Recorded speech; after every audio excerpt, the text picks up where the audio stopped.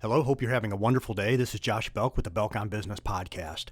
Last week in our podcast, we talked about establishing a vision and some questions that you'll want to consider when you're starting your business, when you're establishing your vision, both for you in the business and also for the business itself.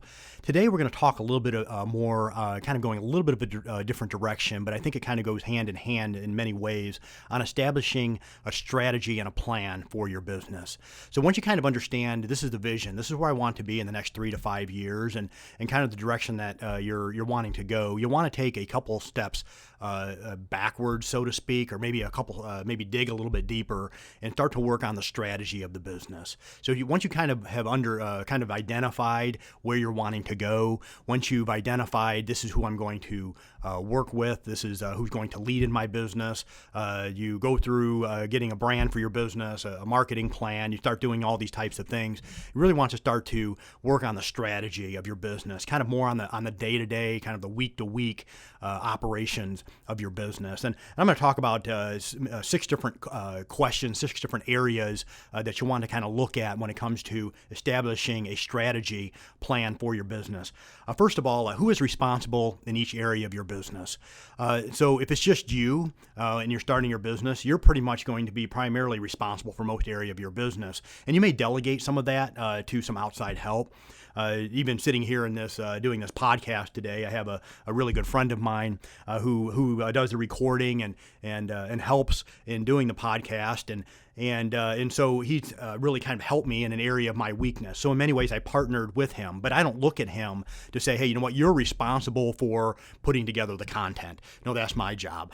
But as your business grows, or if on the front end you begin to hire people to work alongside with you, you need to determine who is responsible for what area in your business, who's responsible for sales, who's responsible for marketing, who's responsible for IT, who's responsible for finance. So identifying who ultimately is going to be responsible for each area in that business. And of course, you as the owner are ultimately responsible for everything, but kind of at a little bit more of a micro level when you kind of break the business down into different components, looking at, okay, I want you to lead in this area. I want for you to be responsible for these particular roles in my business.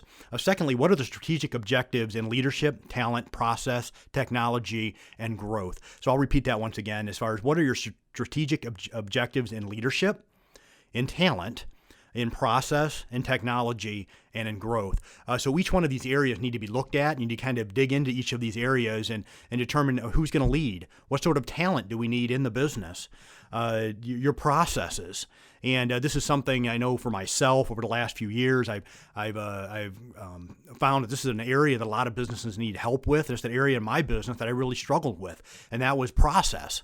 And not having a good, efficient process in certain areas of my business. And to be honest with you, I had to hire that out. I needed help with that. Now internally, I look to people and say, hey, you know what? I need you to make sure that you help me with developing these processes. Technology, extremely important in this day and age. And then your growth strategy. And as we move forward, as the business grows, how are we going to manage that? Thirdly, how will progress be measured in each area of the business? So you're going to go through and define the KPIs, the metrics in each area of the business, so you know what is and is not working in your business. Number 4, establish initiatives in support of your objectives. So once you've identified your objectives, and I'll talk about here in a minute as far as maybe goals that you may set up monthly, quarterly, whatever the case may be, but you need to have metrics set up, and then you need to look at the initiatives. And when I say initiatives, it may be cost cutting, for example. You may say, you know what, this particular quarter, our fixed costs are too high.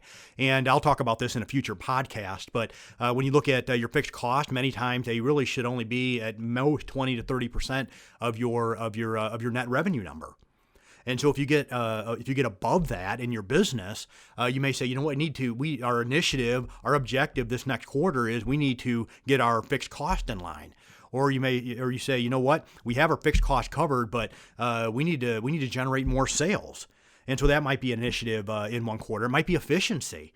may need to bring somebody in and start to really work on efficiency. Maybe process mapping in your business, sitting down and really kind of digging what are areas in our business that we're not efficient, that we're spending money that we don't need to, just because we aren't getting from point A to point B in the best possible and most efficient manner.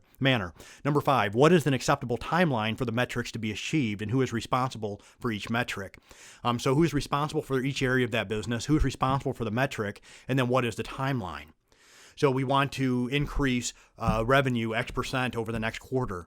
We want to decrease fixed cost by X percent over the next 4 months, whatever it may be. But you're constantly working from a strategy end on developing, okay, this is what is and is not working in my business, and then establishing the initiatives to understand, okay, this is areas we need to cut. This is areas where these are areas that we need to grow. Maybe these are areas we need to increase our marketing efforts.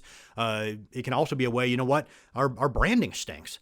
And maybe you need to bring somebody in to help you with that. But you should be able to look into your business from a strategy end and to be able to identify what areas of your business are and are not working, who is responsible, and then put the initiatives in place to be able to make the changes that you need to move forward. And then lastly, to whom am I going to hold myself accountable?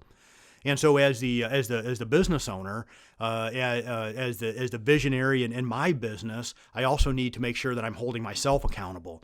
And so, otherwise, if I'm not holding myself accountable, the people below me aren't going to. They're going to be looking to me for accountability. I also need to have somebody that I can look to for accountability as well. And for myself, inside of my business, I have some areas that actually I hold myself accountable to the integrator, and he and I sit down when I'm in the office daily, and we talk through things. But there's also things that need to be done, and if they're not getting done in these areas, I want him to ask me, hey Josh, where are we at on this? And then beyond that, I'm involved in a couple different masterminds, and they'll call me and they'll hold me accountable. We have monthly accountability calls.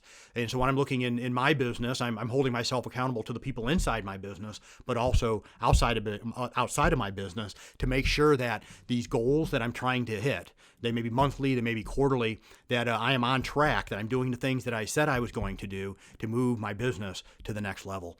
Hopefully this brought you some value. Have a wonderful day. This is Josh Belk with the Belk on Business podcast.